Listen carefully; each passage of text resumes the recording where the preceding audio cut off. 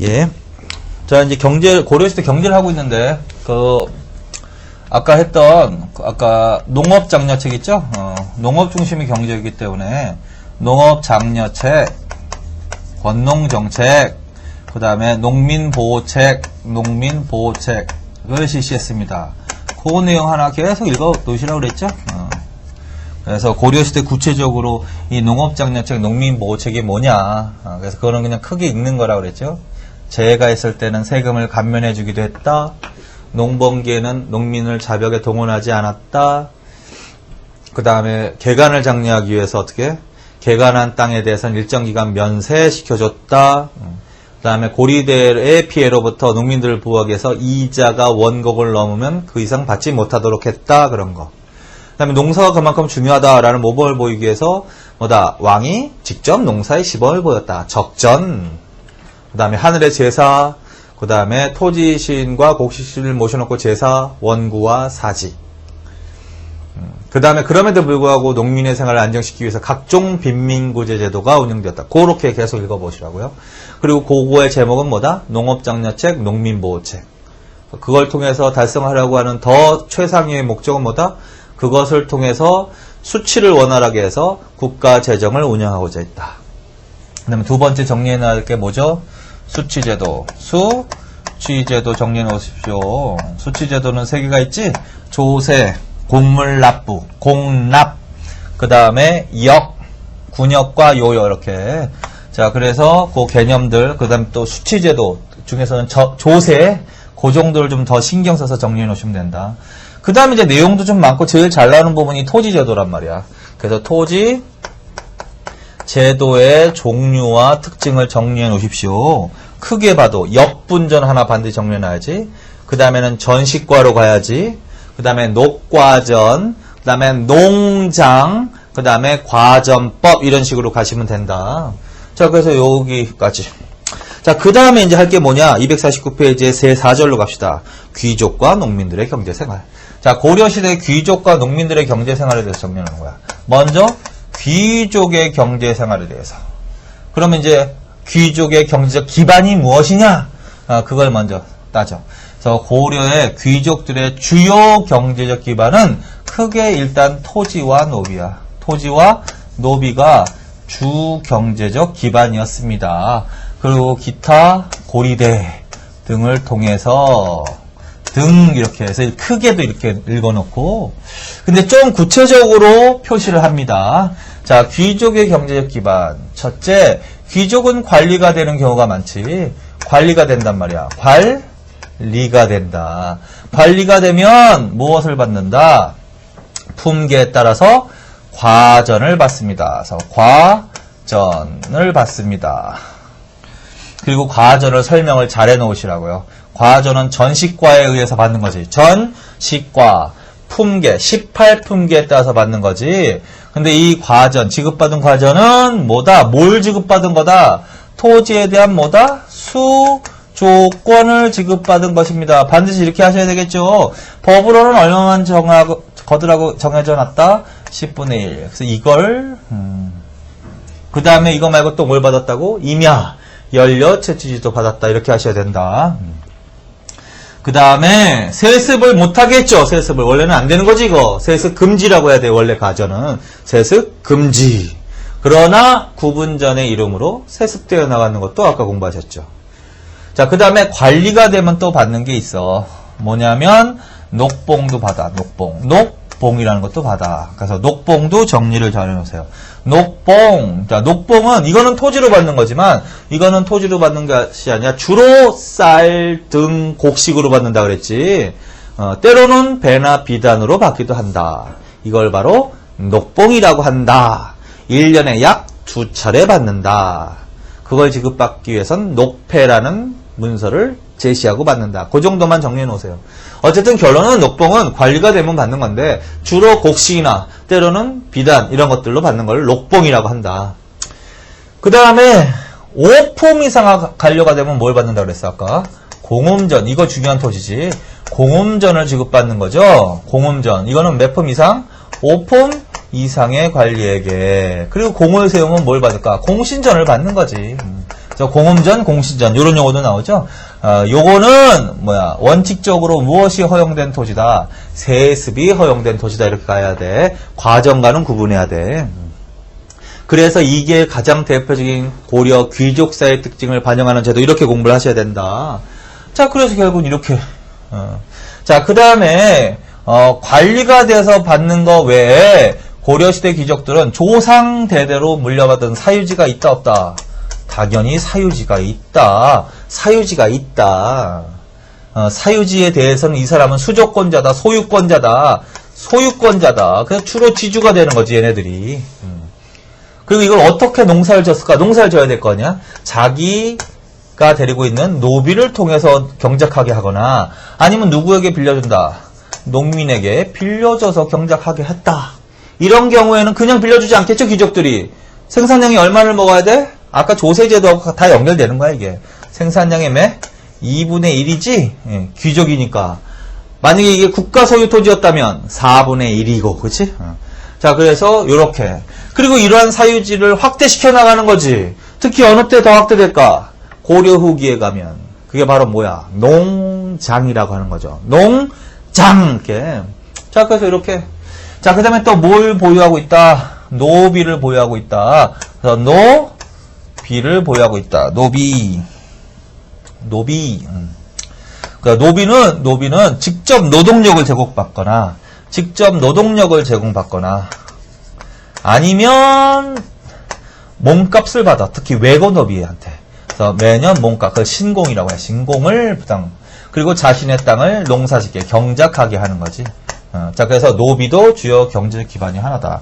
자, 그래서 실제로 문제가 이렇게 나오기도 해. 그래서 이렇게 해놓고서, 이렇게 줄쳐놓고서, 가, 나, 다, 라, 마, 이런 식으로 해서 각각에 대해서 설명을 옳게 된 거, 틀리게 된 거 이렇게 물어보기도 하거든. 그래서 이걸 정리를 잘 해두시면 돼. 그리고 이걸 통해서 이제 고리대도 한다. 이런 식으로 알아주시면 돼요. 그래서 고려시대 귀족들의 경제적 생활. 근데 이걸 이제 볼 때는 주로 이제 귀족에는 두 가지가 있다고 그랬죠. 전기 귀족 이렇게 물어볼 때랑 후기 귀족 이렇게 물어보면 달리 답을 해야 되는 거지. 전기 귀족 하면 누구 물어보는 거야? 아까 말했듯이 문벌 귀족 말하는 거지. 주로 문벌 귀족에 대해서 말하는 거야. 후기 하면은 권문 세족에 대해서 말하는 겁니다. 그런데 여기에 나와 있는 건 뭐 과전도 나오고 결국 이게 전식과라는 얘기잖아. 그러니까 주로 이거는 전식과가 나오면 누구를 물어보는 거야? 문벌 귀족을 말하는 거예요.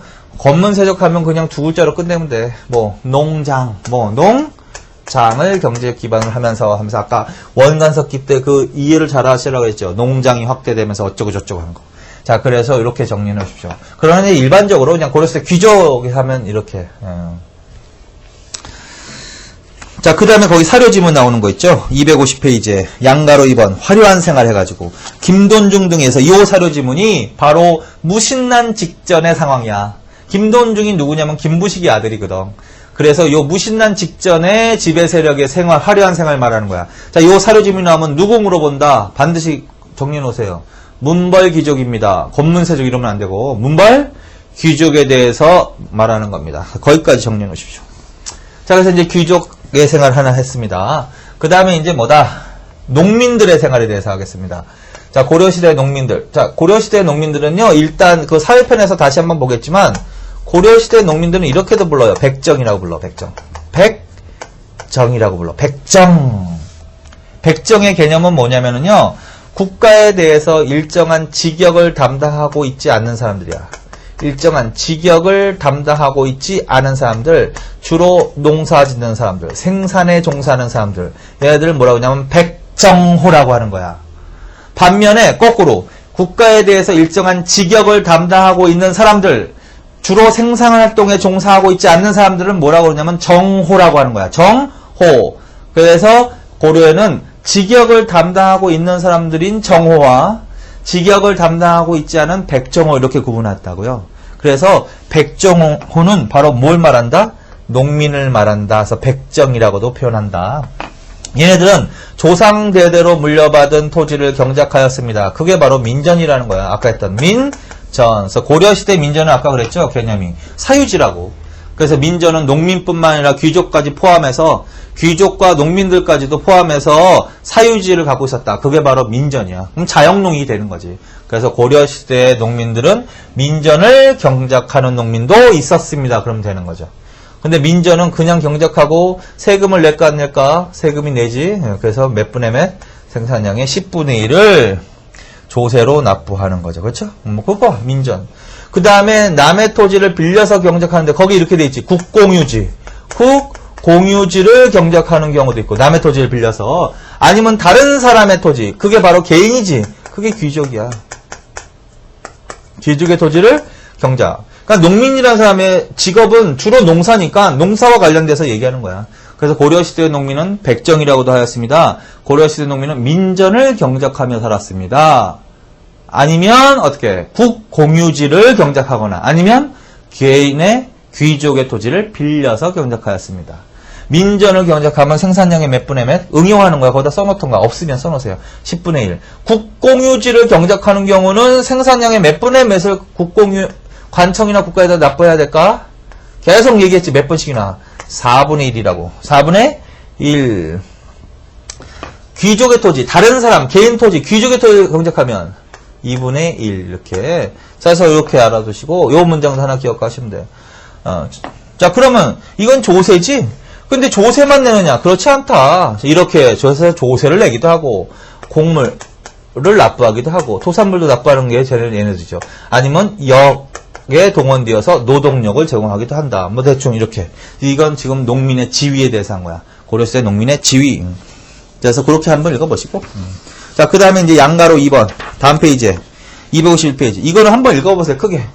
그래서 이제 농민들이 농사를 짓는데 국가는 무슨 정책을 한다고? 농업장려책, 농민보호책을 계속 꾸준히 했잖아. 이거의 대상이 바로 농민인 거죠.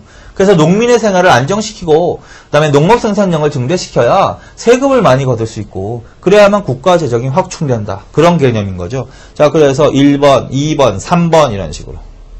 그 다음에 양가로 3번은 별표 쳐놓고 양가로 3번은 별표 쳐놓으세요.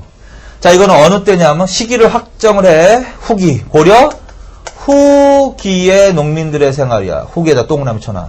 원간석기라고 하면 돼. 원간석. 이때요. 이때. 원간석기. 이때 보통 고려 후기라고 하거든. 이때 농민들의 생활에서 지금 농사 기술은 별표 쳐놓고 그건 좀 외우셔야 돼. 그건 실제로 문제가 구체적으로 물어봐. 자, 고려 후기 원간석기 때의 농민들의 생활하면서 나오는 내용이 뭐냐. 어떻게 농사를 짓느냐라는 거야. 그래서 첫째 동그라미 2번 줄 쳐놓으세요. 우경에 의한 신경법.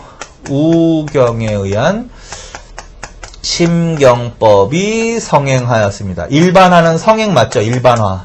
성행하였습니다. 뜻은 뭐다? 우경에 의한 신경법이. 소를 이용한 깊이가리. 자, 소를 이용한 깊이가리가 성행하였습니다. 이렇게. 그다음 두 번째. 동그라미 3번으로 갑니다. 시비법이 발달했습니다. 시비법. 시비법은 비료 주는 법이 발달하는 거야.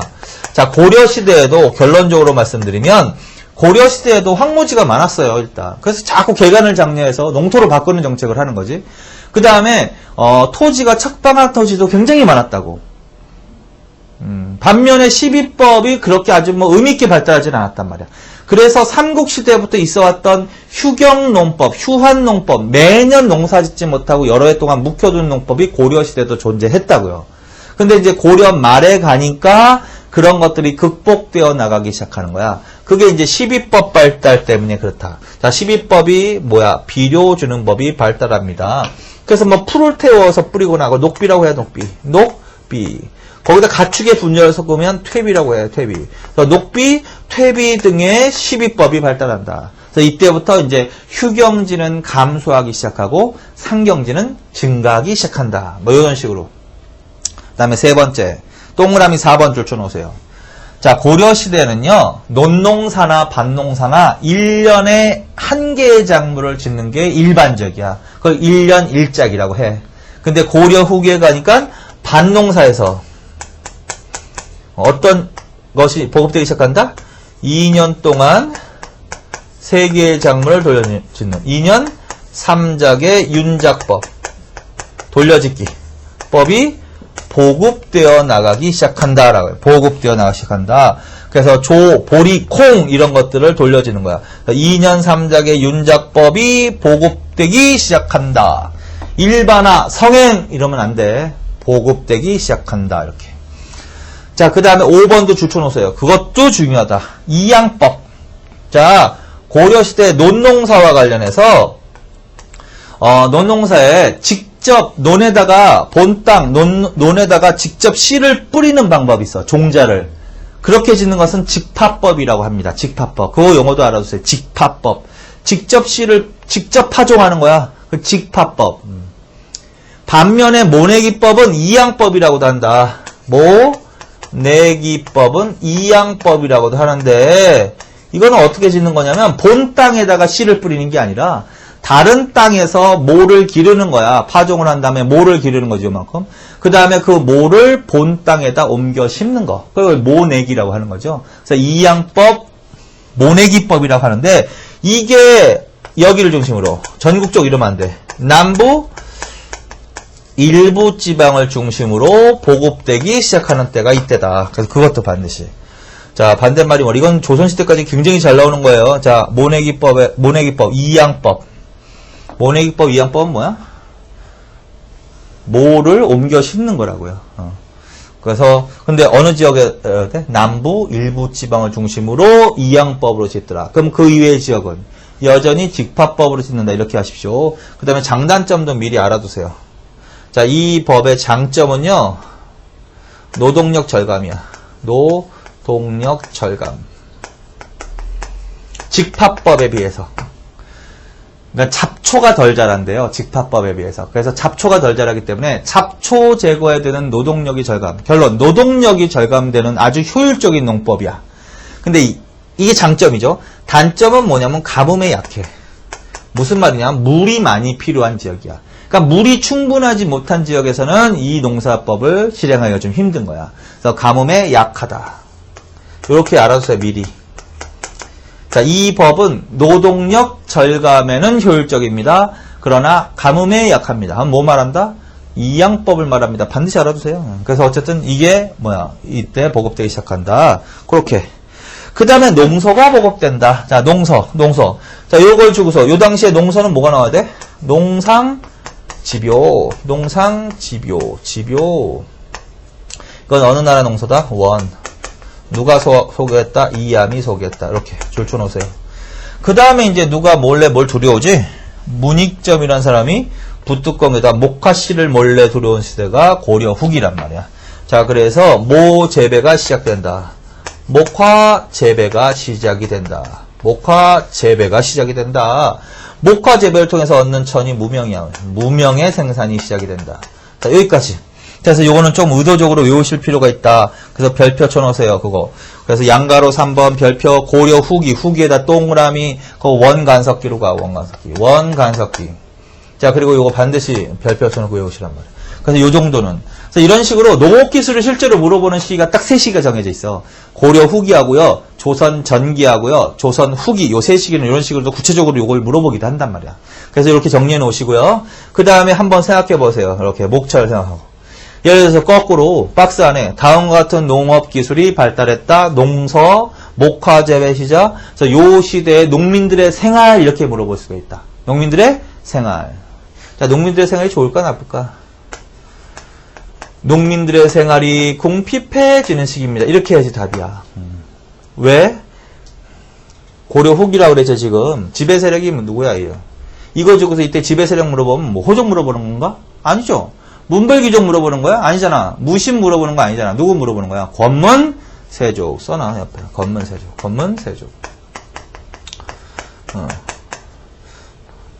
그럼 권문, 세족이 불법적으로 확대시켜 나간 땅이 뭐냐고?